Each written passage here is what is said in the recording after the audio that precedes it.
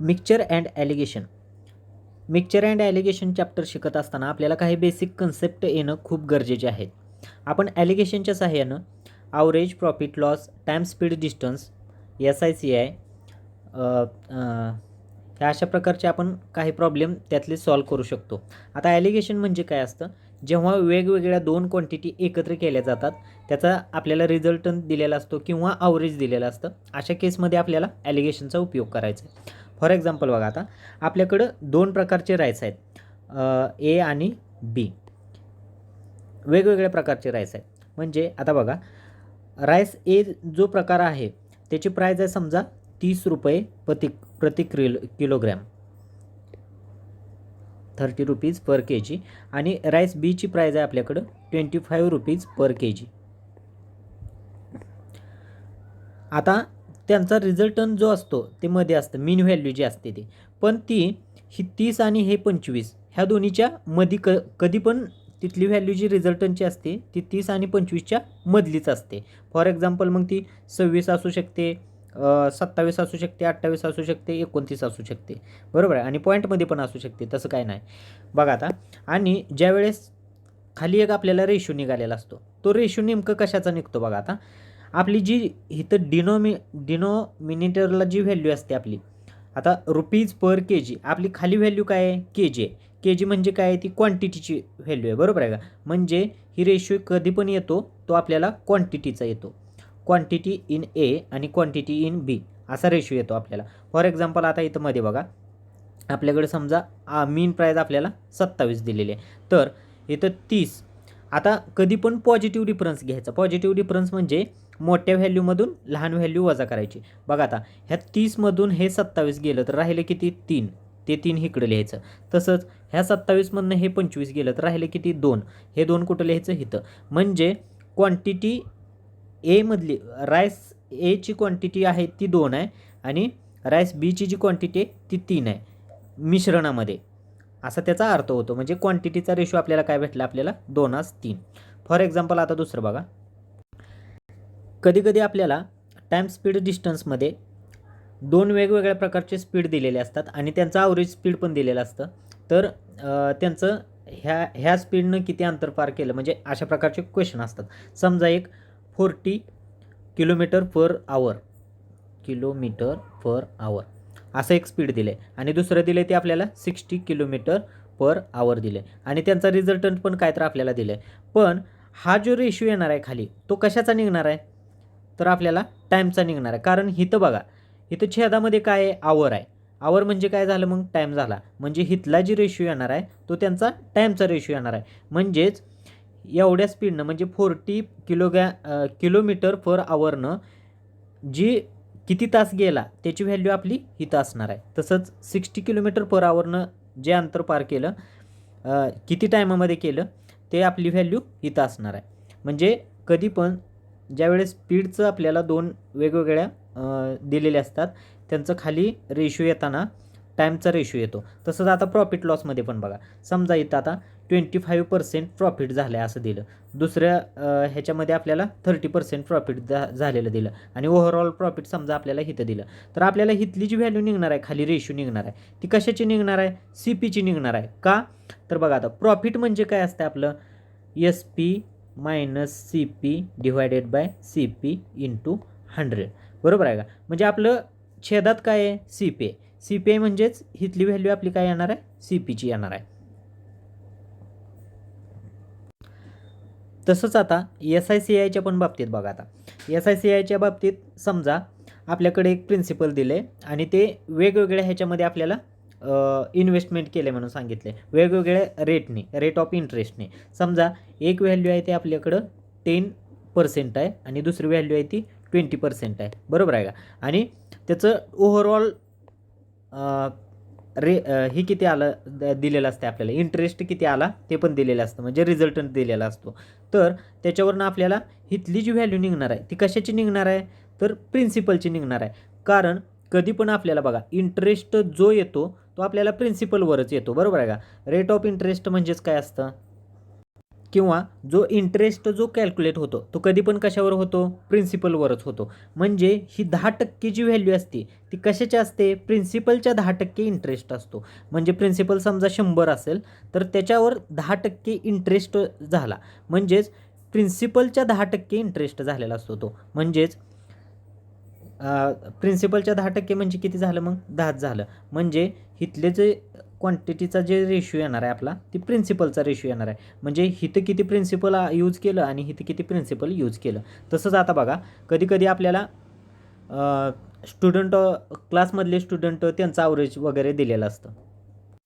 समजा आपल्याकडे एक क्लास आहे, त्या क्लासमध्ये बॉयज आणि गर्ल्स आहेत, बरोबर आहे का. बॉयजचं समजा ॲव्हरेज दिलं आहे आपल्याला, बॉयजच्या एजचं ॲव्हरेज दिलं आहे आपल्याला समजा 30 इयर्स पर बॉयज आणि गर्ल्सचं आपल्याला दिलं आहे समजा 20 इयर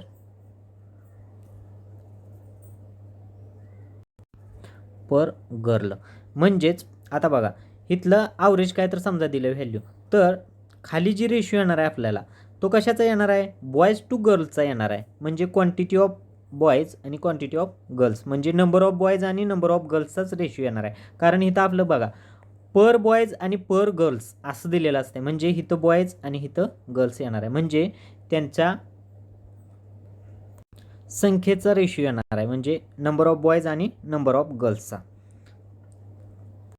आता आपण काही उदाहरणे पाहूयात.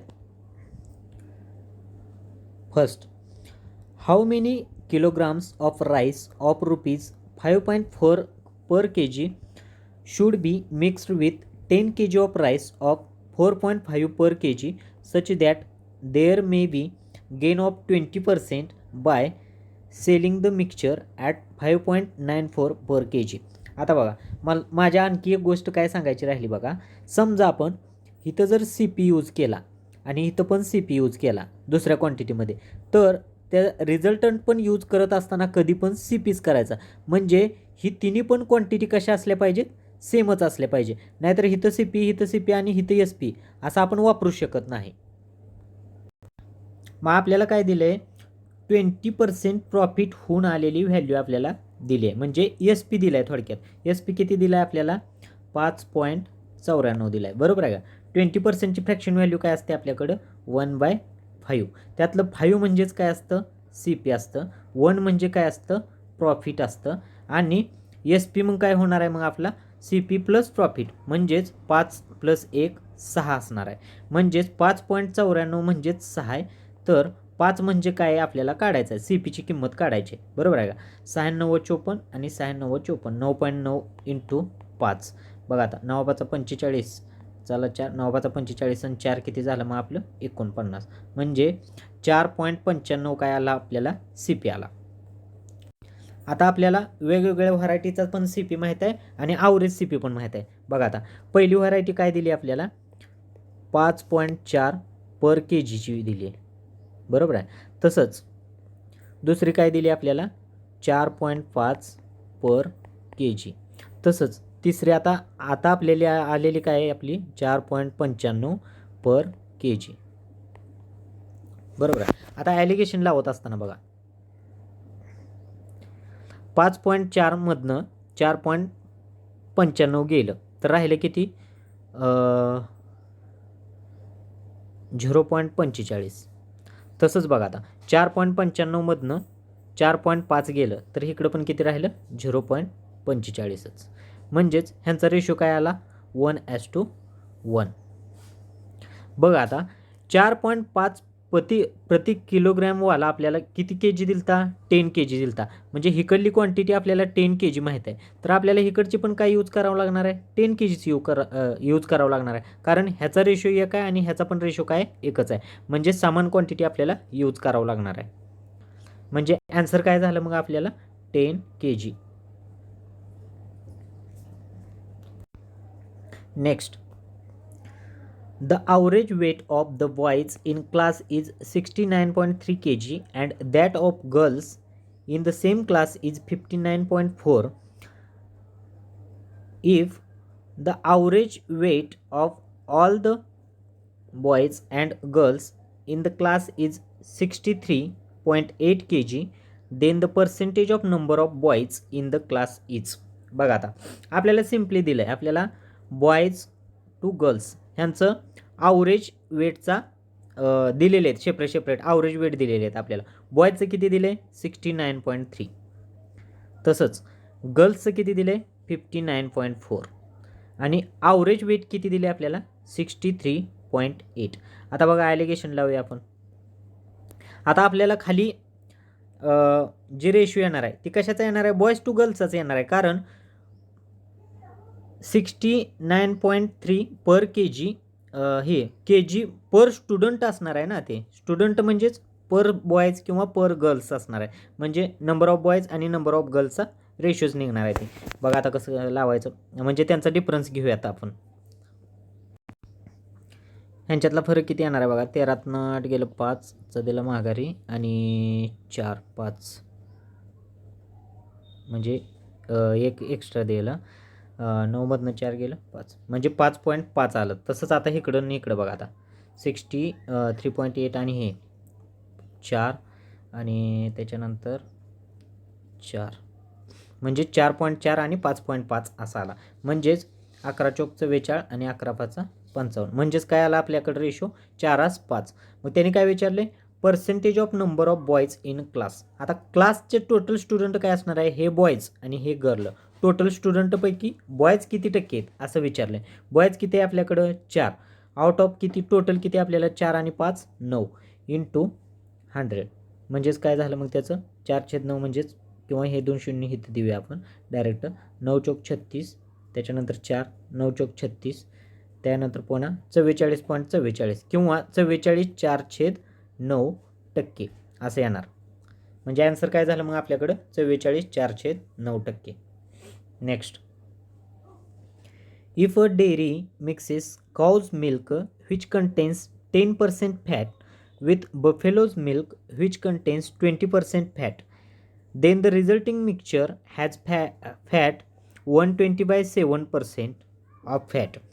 What is ratio was the cow's milk mixed with buffalo's milk? बघा आता काउज आणि बफेलो असं आपल्याला दोन प्रकारचे हे दिलेले आहेत, आपल्याला मिल्क दिलेले आहेत, बरोबर आहे का. आता काउच्या मिल्कमध्ये किती पर्सेंट फॅट आहे 10% फॅट आहे.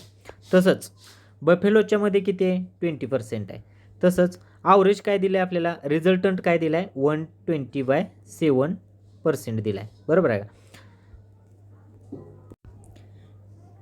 आता बघा ह्या असं फ्रॅक्शनमध्ये जर व्हॅल्यू आली समजा रिझल्टंटची, तर अशा केसमध्ये काय करायचं, ह्याच्या जी छेदाला व्हॅल्यू आहे तिनं काय करायचं सगळीकडं मल्टिप्लाय करून घ्यायचं. का तर ही सगळ्याची व्हॅल्यू असते ती एकमेकाच्या रिस्पेक्टमध्येच असते त्या, बरोबर आहे का. 10%, 20% आणि 120/7%. मग 7नं जर सगळीकडं मल्टिप्लाय केलं तर इकडं 7नं मल्टिप्लाय केलं, इकडं पण 7नं केलं आणि इथं पण 7नं केलं, तर इथं 7ला 7 कॅन्सल झालं आणि त्यानंतर 7×10 इकडं काय झालं 70. 7×10 70. बघा इथं मी काव बफेलो आणि रिझल्टंट खाली मानतोय 7×10 70. तसंच इकडं बघा आता 20×7 40 140. तसंच इथं काय झालं 7ला 7 कॅन्सल झाल्यामुळे इथं काय राहिलं 120. आता आपल्याकडं साधे व्हॅल्यू झाले सगळ्या. मग आता आपण मी ॲलिगेशन लावूया. बघा आता 120 आणि 70 ह्यांच्यातला डिफरन्स किती आला 50. तसंच इकडं 120 आणि 140 मधला डिफरन्स किती आला मग आपल्याकडं 20. म्हणजेच 20:50 म्हणजे 2:5 हा रेशो आला. आणि आपल्याला तेच रेशो विचारला होता, काउज टू बफेलोच्या मिल्कचा रेशो विचारला होता क्वांटिटीचा. मग किती आला answer 2:5. Next, the average weight of class of 50 students is 48.6 kg. If the average weight of 20 boys is 54 kg, then find the average weight in kg of girls in the class. बघा आता आपल्याला 50 student आहेत total दिलेले आहेत, त्यांचं average weight आपल्याला 48.6 पर kg दिलेलं आहे. तसंच आपल्याला 20 बॉयज आहेत म्हणून सांगितले. जर 50पैकी 20 बॉयज असतील तर उरलेले 30 काय असणार आहेत मग गर्ल्स असणार आहे. मग बॉयजचा ॲव्हरेज आपल्याला दिलेला आहे आपल्याला 54 पर kg. बघा आता then find the average of girls. आता गर्ल्सचं आपल्याला काढायचं आहे, बरोबर आहे का. बघा आता इकडं बॉयज आपण मांडूयात आणि इकडं गर्ल्स मांडूत, बरोबर आहे. आता बघा बॉयजचं आपल्याला ॲव्हरेज किती दिलेलं आहे 54 दिलं आहे. तसं गर्ल्सचं काय दिलं आहे आपल्याला माहीत नाही एक्स. तसंच आपल्याला ॲव्हरेज टोटल क्लासचं किती दिलं आहे आपल्याला 48.6 दिलेलं आहे. तसंच आता बॉयज टू गर्ल्सचा आपल्याला रेशो काढू शकतो आहे. कारण आपल्याला बघा मी काय सांगितलं इथली जी व्हॅल्यू असते आपली ती नंबर ऑफ बॉयज आणि नंबर ऑफ गर्ल्सची असते. मग आता 20 जर बॉयज असतील तर गर्ल्स किती असणार आहेत 30 असणार आहेत. म्हणजेच 2:3 असा रेशो आला. पण आपल्याला 2:3 ही काय आपल्याला रेशो आहे. ॲक्च्युअल व्हॅल्यू आपल्याला ही तर वेगळीच असणार आहे. बघा आता ॲक्च्युअल व्हॅल्यू मग काय असणार आहे 54मधनं हे 48.6 गेलं तर किती राहणार आहे मग आपलं 1.4 आणि ते 4 म्हणजेच 5.4 राहणार आहे. म्हणजे इथले ॲक्च्युअल व्हॅल्यू काय असणार आहे आपली 5.4 असणार आहे. मग बघा आता ही 3 रेशो म्हणजे आपल्याला 5.4 माहिती आहे. तर 2 रेशो म्हणजे आपल्याला इथली व्हॅल्यू निघणार आहे. म्हणजे 3 म्हणजे जर 5.4 असेल तर 2 म्हणजे किती काढायचे आपल्याला 3 18 आणि 18 दोन्ही 36 म्हणजेच 3.6 काय असणार आहे तिथली व्हॅल्यू असणार आहे 3.6. आणि मी सांगितले की ह्या व्हॅल्यूच्या आणि ह्या व्हॅल्यूच्या बरोबर मध्यभागी ही व्हॅल्यू असते. बरोबर मध्यभागी म्हणजे ती व्हॅल्यू होऊ शकते पण ह्या दोन्हीच्या मध्येच असते ती. म्हणजे जर हे 54 जर हे 48.6 पेक्षा मोठं असेल तर हिथली व्हॅल्यू काय असणार आहे 48.6 पेक्षा लहान असणार आहे. पण ती कितीनं लहान असणार आहे 3.6नं लहान असणार आहे. म्हणजेच 48.6 मायनस 3.6 किती झालं 0 आणि हे 45. म्हणजे हिथली व्हॅल्यू काय असणार आहे एक्सची आपली 45 kg. म्हणजे गर्ल्सचं ॲव्हरेज आपल्याला काय भेटलं 45 kg. Next the average score of 42 students in a test is 69. The ratio of number of boys to that of girls is 10:11. The average score of boys is 20% more than that of girls. The average score of boys is. आता बघा आपल्याला total 42 student दिलेले आहेत. त्यांचा average आपल्याला 69 दिलेला आहे. तसंच बॉयज टू गर्ल्सच्या नंबर ऑफ बॉयज आणि नंबर ऑफ गर्ल्सचा आपल्याला रेशो दिलेला आहे 10:11. आणि बॉयजचं ॲव्हरेज हे गर्ल्सच्या ॲव्हरेजपेक्षा 20%नं जास्त आहे असं सांगितले. बघा आता 20%ची फ्रॅक्शन व्हॅल्यू काय असते आपल्याकडं 1/5. म्हणजे 5ला आपण जर बेस धरलं म्हणजे कोणाची व्हॅल्यू कोणापेक्षा जास्त आहे म्हणून सांगितलं आहे बॉयजची गर्ल्सपेक्षा जास्त आहे. म्हणजे ही बेसला कोण असणार आहेत गर्ल्स असणार आहेत आणि त्यांच्या गर्ल्सपेक्षा 1नं जास्त बॉयजची असणार आहे. म्हणजे बॉयजची किती असणार आहे 5 + 1 6 असणार आहे. म्हणजेच बॉयज इज इक्वल टू 6 असणार आहे. बरोबर आहे का. रेशोमध्ये आपल्याला ॲव्हरेजचा रेशो माहीत झाला की आपल्याला बॉयजचा 6 आहे आणि गर्ल्सचा 5 आहे. आता तो आपण मांडून घेऊया. बघा आता बॉयज गर्ल्स बॉयजचा ॲव्हरेजचा रेशो आपल्याला माहीत आहे 6 आहे आणि ह्यांचा किती आहे 5 आहे. तसंच नंबर ऑफ बॉयज आणि नंबर ऑफ गर्ल्सचा पण रेशो आपल्याला माहीत आहे 10:11 म्हणजे खालचा रेशो माहीत आहे तो. आणि इथं ॲव्हरेज काय तर मध्यभागी असणारच आहे. आता आपल्याला ॲव्हरेज टोटल स्टुडंट्सचं ॲव्हरेज 69 दिलं आहे. पण हे 69 ही तर डायरेक्ट घ्यायचं नाही. काय घ्यायचं नाही तर आता सध्या आपण रेशो यूज करतो आहे ॲक्च्युअल व्हॅल्यू यूज करत नाही. त्यामुळे ते 69 तिथं घ्यायचं नाही. कधी पण आता बघा ॲलिगेशनमध्ये ह्या दोन्हीमधला जो डिफरन्स असतो ती ह्या दोन्हीची सम असते. म्हणजेच 2 ॲव्हरेजचा जो डिफरन्स असतो तो इथली टोटल क्वांटिटी असते त्यांची सम असते. बघा आता फॉर एक्झाम्पल 6 आणि 1 मधला फरक किती आपल्याकडं 1 आहे. बरोबर आहे. 6 आणि 5 मधला फरक आपल्याकडं 1 आहे. तर इथं 10 आणि 11 किती झालं 21. म्हणजे 1 म्हणजे काय झालं आपल्याकडं 21. आता बघा मग 6 म्हणजे काय असणार आहे मग 21 संग 126. तसंच 5 म्हणजे काय असणार आहे 21 5 105.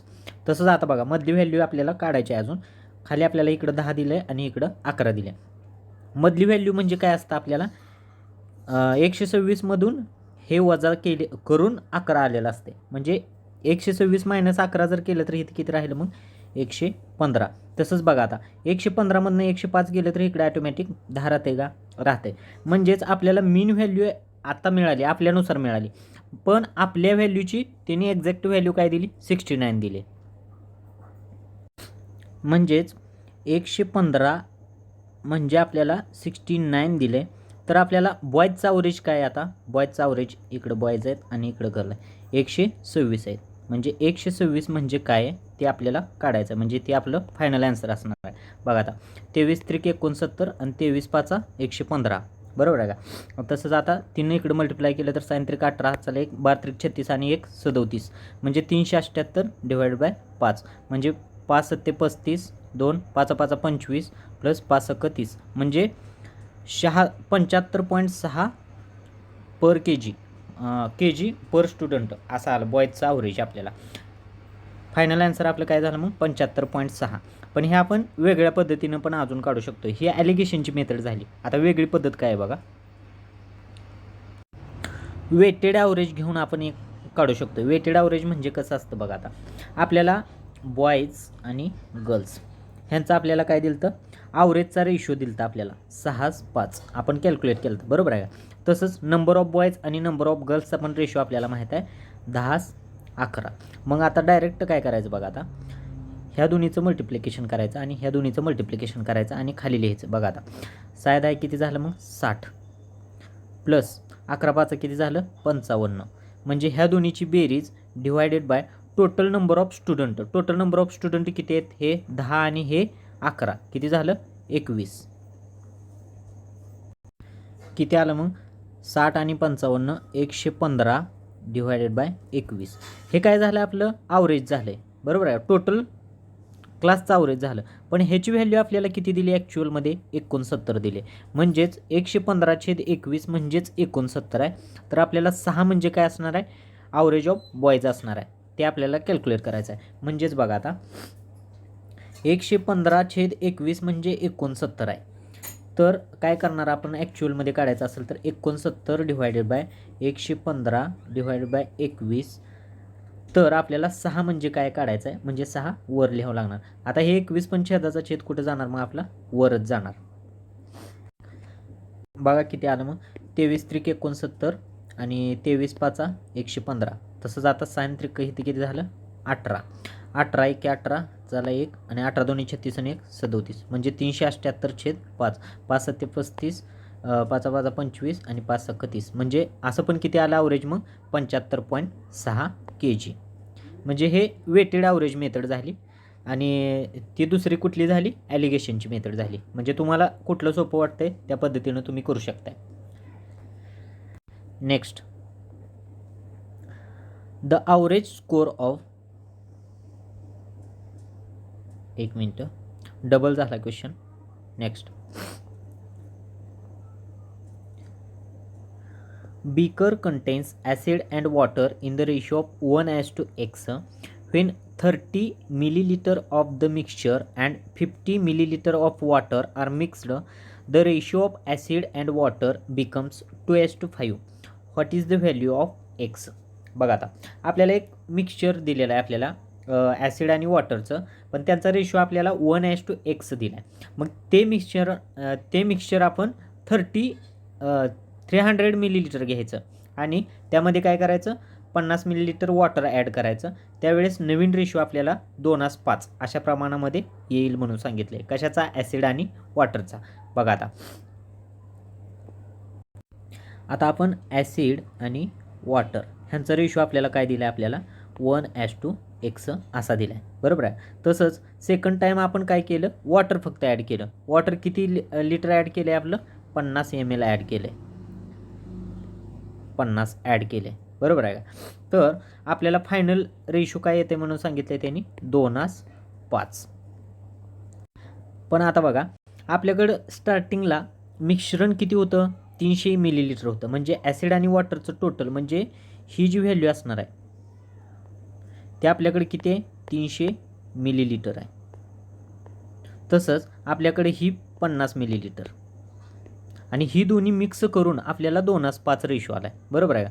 म्हणजे ही दोन्ही मिळून किती झालं मग 300 आणि 50 350 झालं. ह्या 350ला आपल्याला कसं ह्याच्यामध्ये डिस्ट्रीब्यूट करावं लागणार आहे 2:5 ह्या रेशोमध्ये. हे ॲसिड आहे आणि हे वॉटर आहे, बरोबर आहे का. तसंच मग आता बघा टोटल काय झालं आपलं 5 आणि 2 7.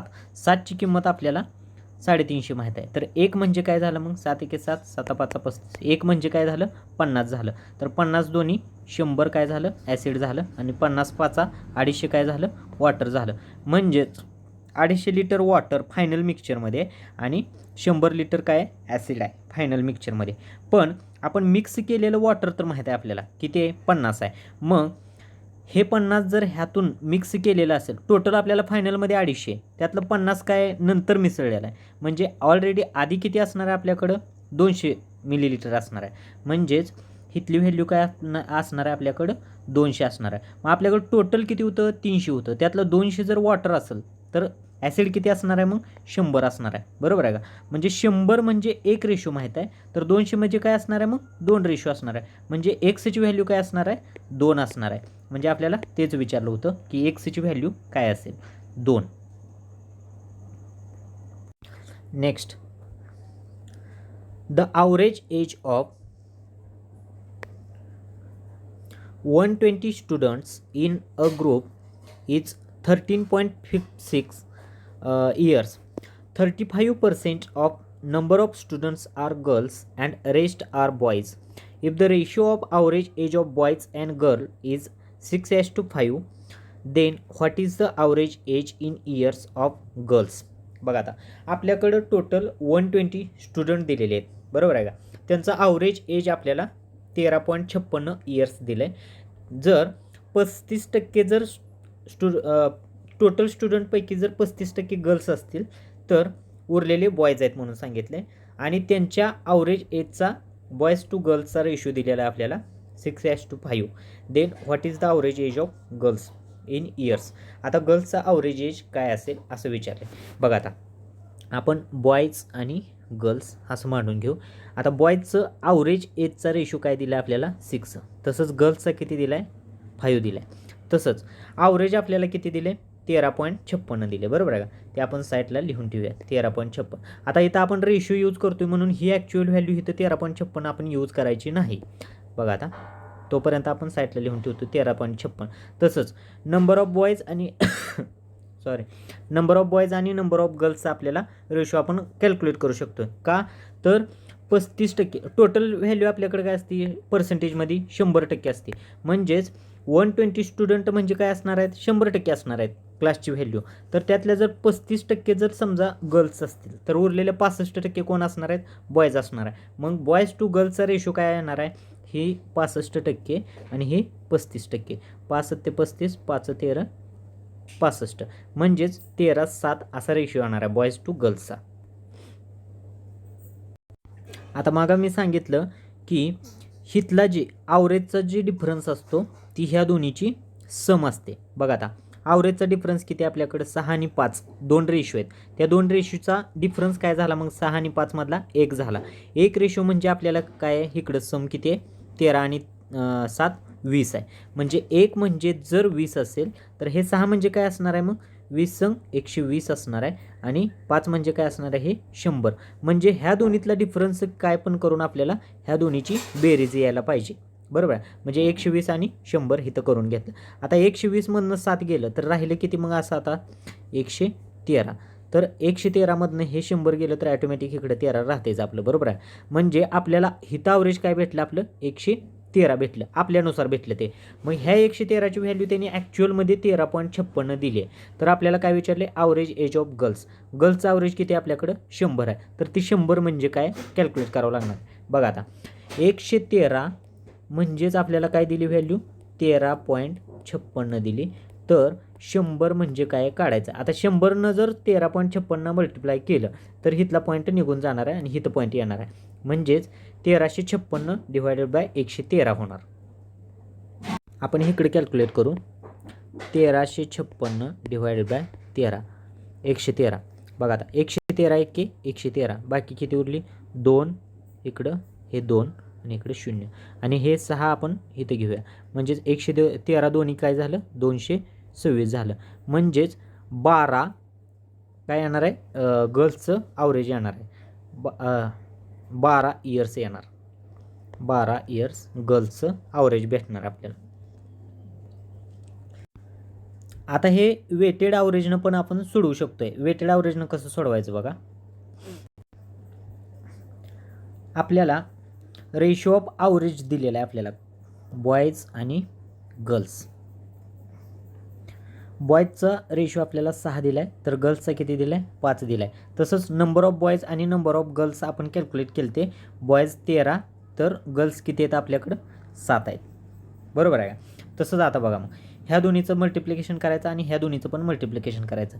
13 किती झालं 78 प्लस इकडं 5 7 किती झालं 35 divided by total number of student किती आहेत आपल्याकडं 13 आणि 7 20 आहेत. 20 मग हे 8 आणि 5 13 चला 1 7 आणि 3 10 आणि 1 11 113/20. 113/20 काय झालं आपल्याकडं ॲव्हरेज आलं. बरोबर आहे का. पण ते आपल्यानुसार आलं. मग आता 113/20चीच व्हॅल्यू आपल्याला इकडे किती दिली 13.56 दिले. बघा आता मग 113/20 म्हणजेच किती दिले आपल्याला 13.56 दिले. तर गर्ल्सचं ॲव्हरेज विचारले. गर्ल्सचं ॲव्हरेज आपल्याकडे काय आहे 5 आहे. 5ची किंमत किती असेल हे काढायचं आहे आपल्याला. आता बघा हे छेदाचा छेद 20 कुठे जाणार मग आपलं वर जाणार. हे 20 20 किती झालं 100. मग ह्या 100नं जर मल्टिप्लाय केलं 13.56ला तर किती झालं मग 1356. 1356 डिवायडेड बाय 113 हे मग आपण कॅल्क्युलेशन केलेलं आहे. ॲन्सर 12 चालतं 12 years. Next the total number of students in section A and B of a class is 120. The number of students in section A is 30 more than that of section B. The average score of students in B is in a test is 22.22% less than that of students in A. If average score of all the students in class is 69.3, then what is the average score of students in A. बघा आता काय दिलं आहे आपल्याला total number of students in section A and B 120 दिलेले आहेत. त्यामध्ये section एमध्ये सेक्शन बीपेक्षा 30 जास्त आहेत म्हणून सांगितलं आहे. आणि त्यांचं ॲव्हरेजच्या बाबतीत काय दिलं आहे तर स्टुडंट्स इन सेक्शन बी आहेत त्यांना 22.22% लेस आहेत ॲव्हरेजनं average marks than that of A म्हणून सांगितलं आहे. तर आणि टोटल क्लासचं पण ॲव्हरेज आपल्याला दिलं आहे 69.3. तर आपल्याला सेक्शन एच्या स्टुडंट्सचा ॲव्हरेज स्कोअर विचारला आहे. बघा आता हे कसं कॅल्क्युलेट करायचं आपल्याला total number of section A आणि बीमधले टोटल नंबर ऑफ स्टुडंट्स किती दिले आहेत आपल्याला 120 दिले आहेत. बरोबर आहे. आता कोणाची तर व्हॅल्यू आपल्याला 30नं मोर दिली आहे. मग हे 30 पहिल्यांदा काय करायचं वजा करून टाकायचं. 120मधनं 30 गेलं तर काय राहिलं आपलं 90 राहिलं. मग हे 90 काय असणार आहे ह्या दोन्हीला समान समान असणार आहे. इकडं ए आणि इकडं बी. मग इकडं किती येणार ह्याला 45 येणार आणि ह्याला 45 येणार. पण हे 30 कुणाला जास्त आहे म्हणून सांगितलं होतं आपण साईडला काढून ठेवलेलं एला जास्त आहे म्हणून सांगितलं होतं. तर एला काय करायचं त्याचं 30 देऊन टाकायचं एक्स्ट्रा काढलेलं आपण. म्हणजे एची व्हॅल्यू काय झाली 45 आणि 30 75 झाली. तसंच बीची व्हॅल्यू काय झाली आपली 45 झाली. म्हणजे number of students in section A 75 झाले आणि number of students in section B 45 झाले. तसंच आता ॲव्हरेजच्या बाबतीत आपल्याला काय दिलं आहे बीचं जे ॲव्हरेज आहे ते एपेक्षा 22.22%नं लेस आहे. आता 22.22ला आपण कसं लिहू शकतो आहे 2 × 11.11. आता 11.11ची व्हॅल्यू आपल्याला माहीत आहे. आपल्याला पर्सेंटेज व्हॅल्यू काय असते आपली 1/9 असते. बरोबर आहे का. तसंच ह्या 2नं मल्टिप्लाय केलं तर मग काय झाली 2/9 झाली. म्हणजेच 22.22ची फ्रॅक्शन व्हॅल्यू आपल्याला 2/9 माहीत आहे. मग हे 9 काय कोणाला कम्पॅरिझन केलं आहे लेस दॅन दॅट ऑफ ए. म्हणजे एला कम्पॅरिझन केलं आहे म्हणजे एची व्हॅल्यू काय असणार आहे आपल्याला 9 असणार आहे.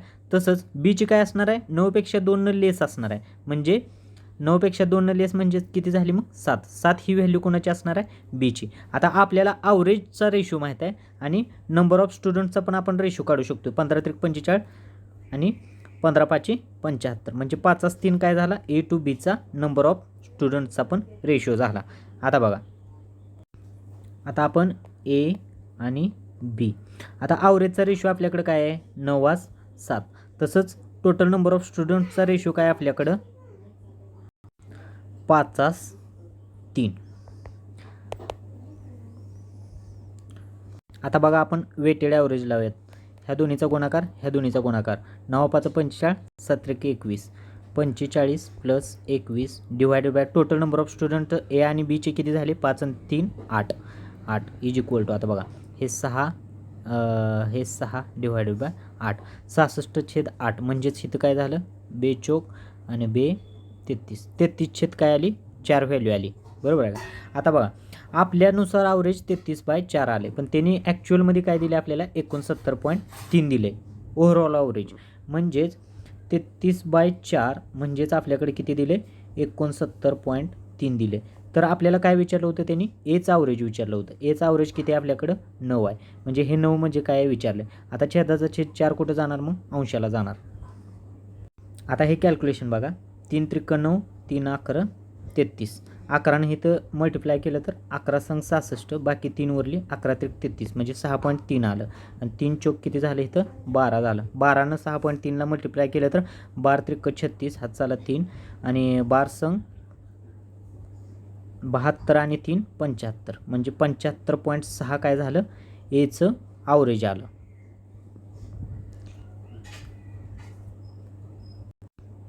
आता हेच आपण ॲलिगेशन पद्धतीनं सोडूया. बघा आता ॲलिगेशनमध्ये मी सांगितलं आहे की ह्या दोन्हीमधला जो डिफरन्स असतो ती ह्या दोन्हीची काय असते बेरीज असते.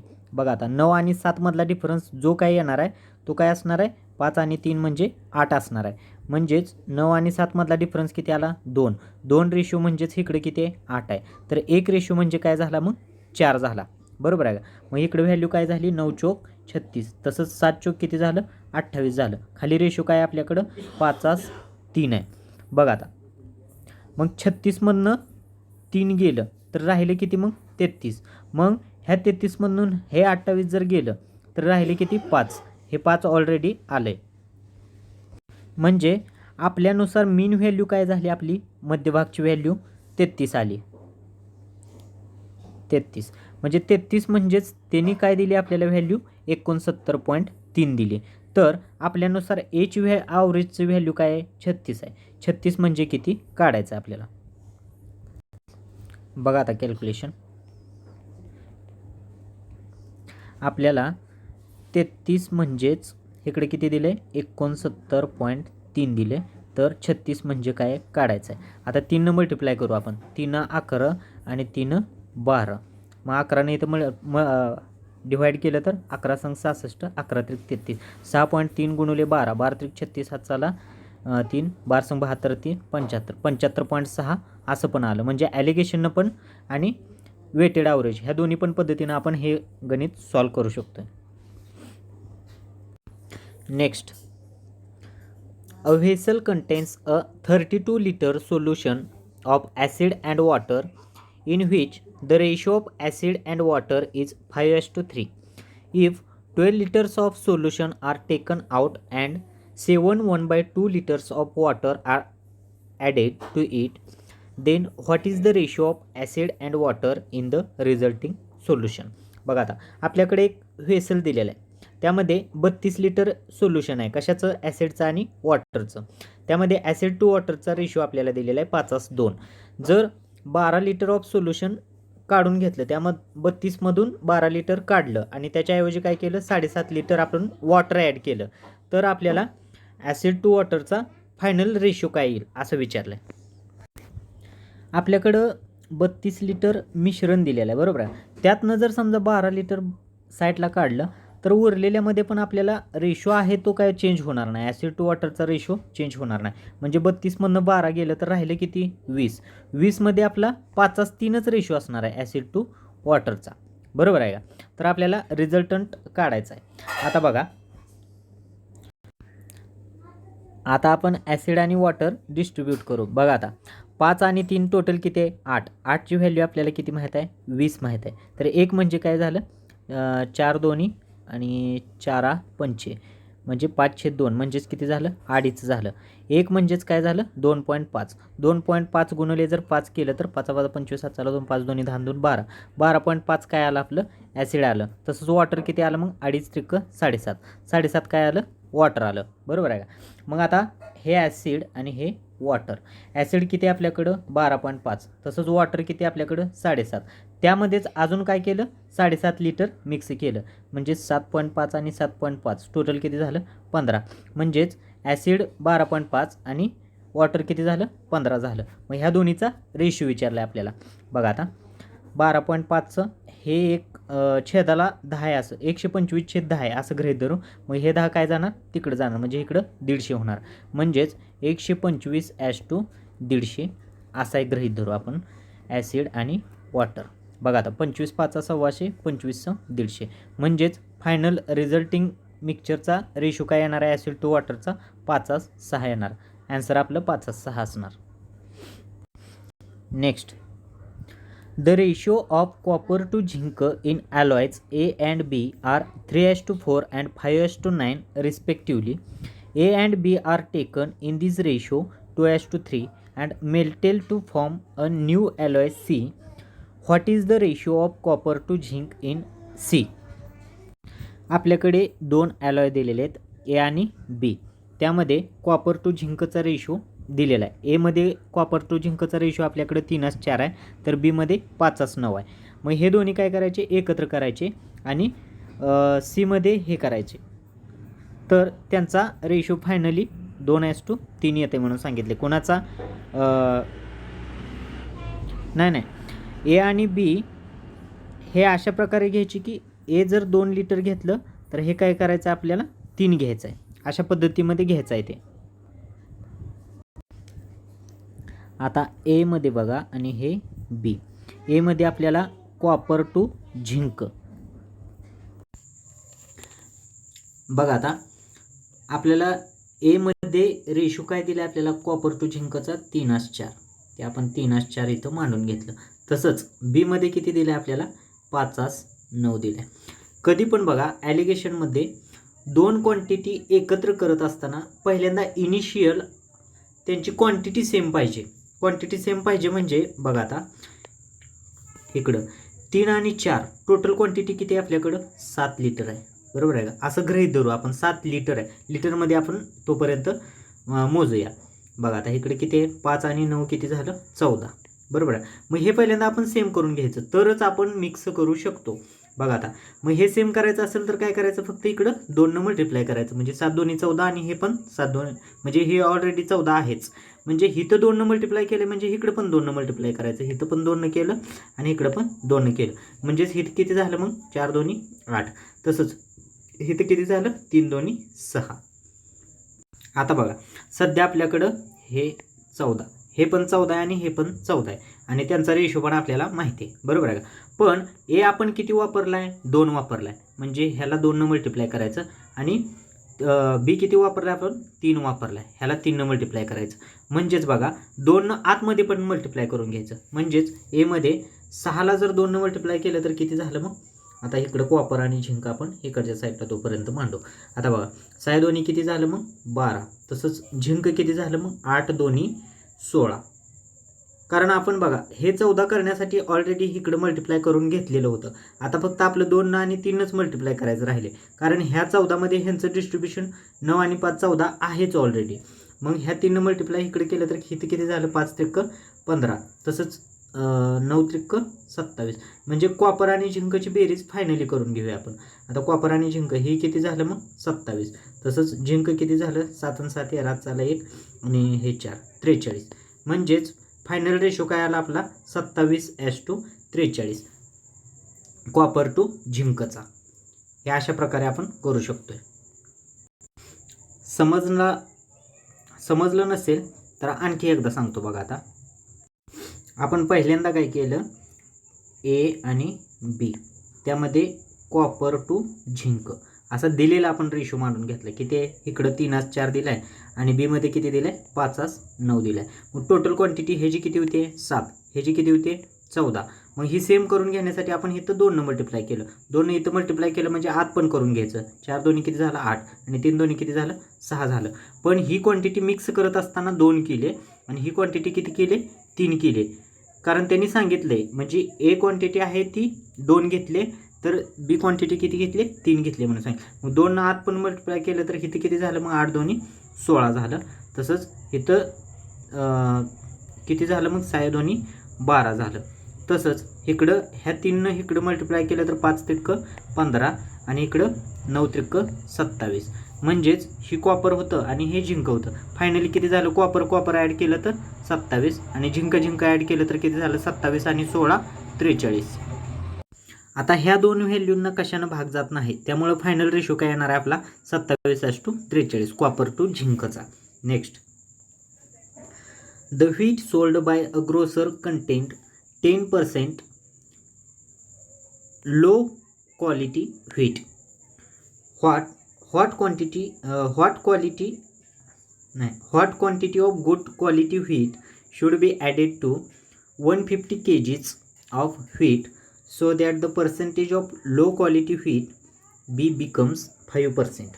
बघा आता काय सांगितलं आपल्याकडं, एका ग्रोसरकडं काय आहे 10% लो क्वालिटी व्हीट आहे काय, आणि असं 150 kg मध्ये किती गुड क्वालिटी व्हीट मिक्स करावं लागेल की जेणेकरून लो क्वालिटी व्हीटची पर्सेंटेज व्हॅल्यू 5% होईल असं सांगितलं त्याने. बघा आता मी ॲलिगेशनच्या सुरुवातीला काय सांगितले, मी हितली व्हॅल्यू आणि इथली मधली पण व्हॅल्यू, रिझल्टंटची पण व्हॅल्यू काय, तिन्ही पण व्हॅल्यू घेतल्या तर सेमच घ्यायचा, म्हणजे एक तर CP's घ्यायचा किंवा क्वांटिटी एकच कोणती तर घ्यायची. म्हणजे बघा आता दोन्ही क्वांटिटी जर समजा कंपॅरिझन करायचं म्हटलं तर क्वांटिटी एकच कुठली तरी घ्यायची. फॉर एक्झाम्पल बघा आता लो क्वालिटी इथं आपल्याला किती दिली, पहिल्यांदा 10% दिली. एक मिनिट, लो क्वालिटी आपल्याला दिले किती, 10% दिले, बरोबर आहे का, आणि रिझल्टंट किती आलाय 5% आला पाहिजे, बरोबर आहे. आणि आपल्याला मिक्स काय करतोय आपण, गुड क्वालिटी मिक्स करतोय ना, म्हणजे लो क्वालिटी मिक्सच करत नाही आपण. मग लो क्वालिटी आपण हिथं काय घ्यायची, मग व्हॅल्यू आपण घेताना 0% घ्यायची, का तर आपण मिक्सच करत नाही. आपल्याला दिलेली किंमत 10%, रिझल्टंट आलेला, आणि हे आपण मिक्स करत नाही कारण हाय क्वालिटी मिक्स करतोय, बरोबर आहे. त्यामुळं म्हणजे गुड क्वालिटी आपण मिक्स करतोय, त्यामुळे लो क्वालिटी आपण मिक्सच करत नाही. त्यामुळे काय करायचं, इथली व्हॅल्यू 0% घ्यायची. आता ॲलिगेशन लावा बघा, 10% मधनं 5% गेलं, हे किती राहिलं 5. तसंच ह्या 5% मधनं हे 0% गेलं, म्हणजे किती राहिलं 5. म्हणजेच इनिशियल टू फायनल काय येणार आहे आपला, म्हणजे लो क्वालिटी टू हाय क्वालिटीचा रेट काय येणार आहे 5:5, म्हणजेच एकास एक व्हॅल्यू आली. म्हणजे इनिशियल आपल्याला दिले 150, तर फायनली पण आपल्याला ॲड किती करावं लागणार आहे, 150च करावं लागणार आहे. म्हणजे फायनल आन्सर काय झालं मग आपलं 150 kg. तसंच आपण गुड क्वालिटीचं पण, म्हणजे तिकडून गुड क्वालिटीकडून पण आपण सोडवू शकतो. बघा कसं सोडवायचं. आपल्याला 10% लो क्वालिटी दिली ती, बरोबर आहे का, म्हणजेच 100च्या 10% जर लो क्वालिटी असेल तर उरलेली 90% काय असणार आहे, गुड क्वालिटी असणार आहे, बरोबर आहे. 90% गिव्हन डाटा आहे. तसंच आपल्याला बघा आता मिक्स काय करायचं आहे, गुड क्वांटिटीज करायची आहे, बरोबर आहे. गुड क्वालिटी आपल्याला मिक्स करायची आहे. मग लो क्वालिटी आपण मिक्स कसलीच करत नाही, म्हणजे 100% आपण व्हॅल्यू काय करतोय, गुड क्वालिटी मिक्स करतोय. म्हणजे हिथली व्हॅल्यू ॲड केलेली किती येणार आहे, मग इथं 100% येणार. तसंच रिझल्टंटमध्ये बघा 5% काय असणार आहे, लो क्वालिटी असणार आहे, तर उरलेली 95% काय असणार आहे, मग गुड क्वालिटी असणार आहे. म्हणजे हिथली व्हॅल्यू काय येणार आहे मग आपली 95%. आता डिफरन्स घेऊया बघा. आता 95 मधनं 90 गेलं तर राहिले किती 5%. तसंच 100 मधनं 95 गेलं तर राहिले किती 5%. म्हणजे 5:5 म्हणजेच रेशो काय आला 1:1 आला. म्हणजे पहिली क्वांटिटी आपल्याकडे 150 kg दिली, तर आपल्याला नवीन अजून किती ॲड करायचे 150 kg करायचे. म्हणजे असं पण आन्सर येते, गुड कडून काढा किंवा लो कडून काढा. Next, a person travels 285 km in 6 hours in 2 stages. In the first part of the journey, he travels by bus at the speed of 40 km per hour. In the second part of journey, he travels by train at the speed of 55 km per hour. How much distance did he travel by train? बघा आता आपल्याला total distance travel केलेलं त्यांनी दिले आणि total आवर पण दिलेले आहेत आपल्याला 6 आवर. म्हणजे आपण ॲव्हरेज स्पीड काढू शकतो. ॲव्हरेज स्पीड कसं काढायचं, मग आपल्याला टोटल डिस्टन्स माहीत आहे, distance divided by time is equal to काय असतं, स्पीड असतं. डिस्टन्स आपल्याला दिले 285 डिवाइड बाय 6, टाईम केला तर आपल्याला ॲव्हरेज स्पीड निघते. बघा आता 6×4 = 24, 6×7 = 42, 6×5 = 30, म्हणजेच 47.5 काय झालं ॲव्हरेज स्पीड झालं. आता आपल्याला बघा बस आणि ट्रेन अशी 2 व्हेकल दिलेले. बघा आता बसचं स्पीड किती दिलं आपल्याला, हे बस करू आपण आणि हे ट्रेन करू. बसचं स्पीड आपल्याला 40 km/h दिले, km/h. तसंच ट्रेनचं किती दिलं आपल्याला 55 km/h. आणि ॲव्हरेज स्पीड काय निघलं आपलं 47.5 km/h. आता ॲलिगेशन लावूया आपण. बघा आता 40 आणि 47.5 मधला फरक किती आला 7.5 आला, 7.5.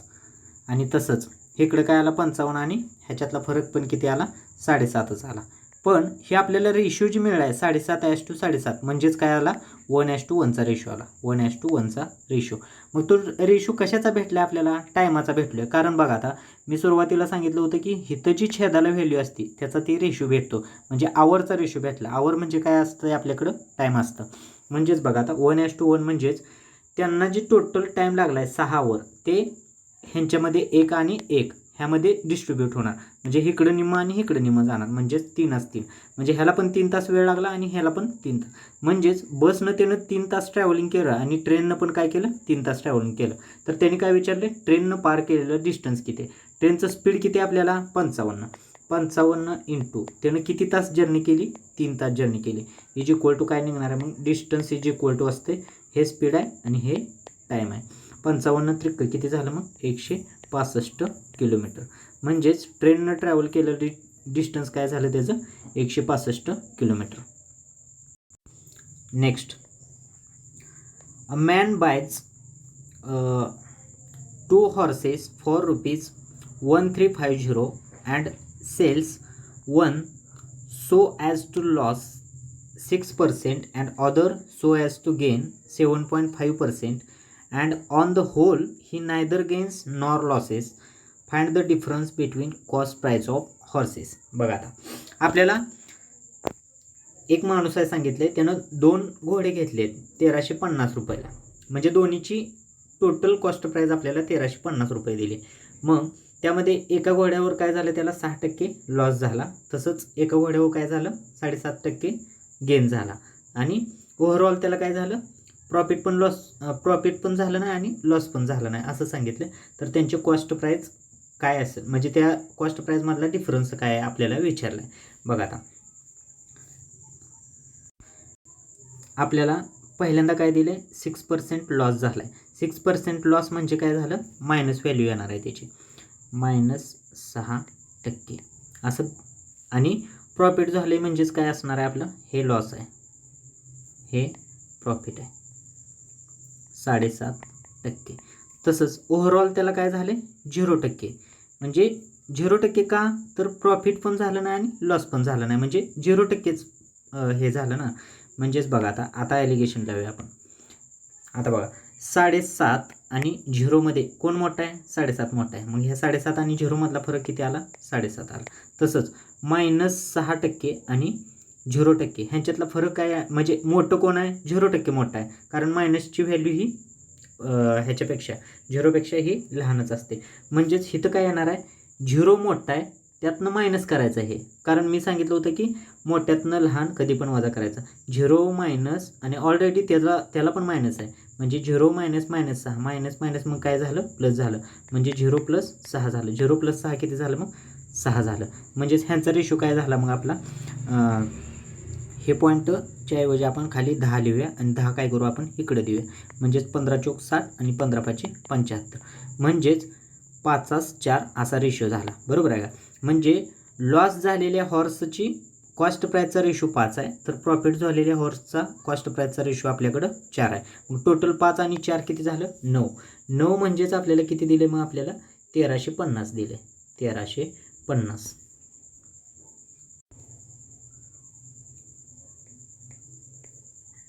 तर आपल्याला डिफरन्स विचारला आहे, मग 5 आणि 4 मधला डिफरन्स काय झाला 1 झाला. 1 म्हणजे किती काढायचं बघा आता 9×1 4 बाकी उरली 9×5 45 आणि वरचा 0, म्हणजे 150 रुपये काय झाली त्यांच्या CP मधला डिफरन्स, आणि आपल्याला तेच विचारलं होतं. Next, there are 2 bottles containing a mixture of wine, water and alcohol. The first bottle contains wine, water and alcohol in the ratio of 3:5:2. The second bottle contains water and wine in the ratio of 5:4, 1 liter of first and 2 liter of second are mixed together. What fraction of the mixture is alcohol? बघा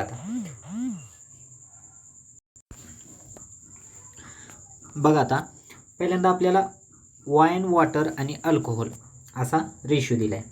wine, water आणि alcohol किती दिलं आहे आपल्याला? 3:5:2 असं दिलं आहे. आणि नंतर काय दिलं आहे? वॉटर टू वाईनचा रेशो दिला आहे. किती दिला आहे आपल्याला? 5:4. म्हणजे वाईन टू वॉटर काय होणार मग? कारण वॉटर टू वाईन 5:4 दिला आहे, म्हणजे वाईन टू वॉटर काय होणार मग? 4:5 देणार. म्हणजे जसं दिलं आहे त्यांनी त्याच्या आपण जसं रेशो घेतोय त्यानुसार, म्हणजे त्याचा आता इथं वॉटर पहिल्यांदा घेतलं आणि वाईन घेतले आणि इथं वॉटरचा आणि वाईनचा इश्यू आहे. पण आपण मांडताना वाईन आधी मांडले म्हणून मी 4 इकडे घेतला आणि 5 इकडे घेतलं. आता बघा ह्याच्यामध्ये अल्कोहोल मग काय असणार आहे? मग काय दिलं नाही म्हणजे आपल्याला 0च आहे. बरोबर आहे का? आता हे दोन्ही काय करायचं?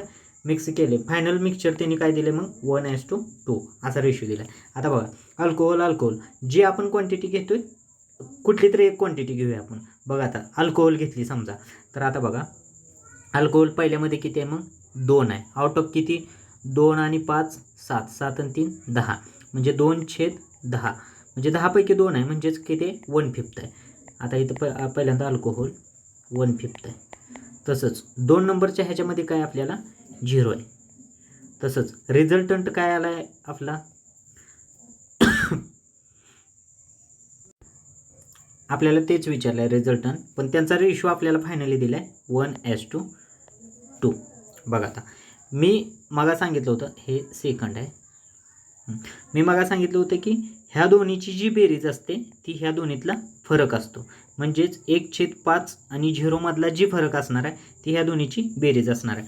म्हणजेच 1/5 आणि 0तला फरक किती झाला मग? 1/5. 1/5 म्हणजेच काय आपल्याला दिलं आहे मग? इकडं 3 दिले.